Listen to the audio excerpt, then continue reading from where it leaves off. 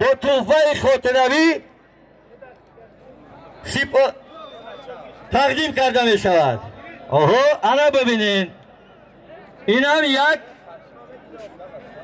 قدردانی هر یک شهروند جمهوری تاجیکستان است و ما تاکی بدخشانی تقدیم کردم. ولایت خرطوم با تاکی کنابی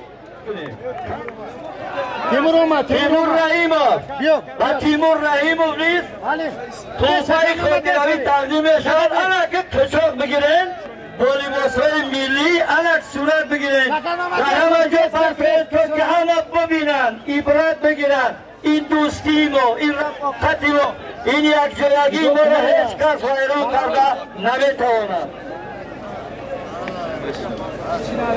حالا بچه یغنام توقی چکن بسر کرد.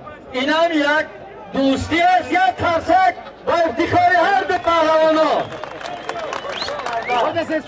ما یک داور داریم، داوری درجه المپی، لیسنس المپی دارن، داوری درجه بین المللی اوید و گشتین جودو هستند.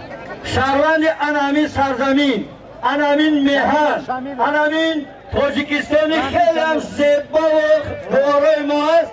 انامین توبه از همه خوبترین را ما به این فرزانه ملت تاجیکی ما را در عرصه بین المللی معرفی میکند و هر وقتی که او در گران پری و گران سلام وقتی که میبرد سوریگی میکند تاجیکستان مینویسد خود باور کنید خانه سر اونا از کشادی هر یک ما میریزیم. این است فخر ما.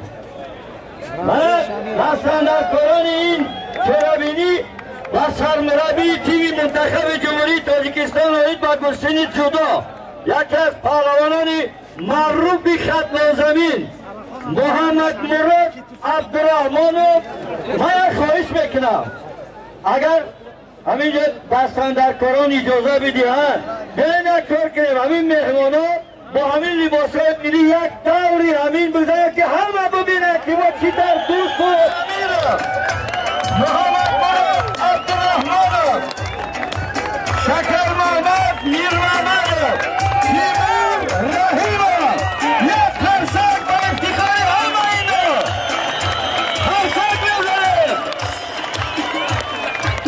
این است قدردانی ما، این است استیم، این است آمدنی هر یک شهروند بهتره سخنه. میمانو بازی دیگر خوش آمدید.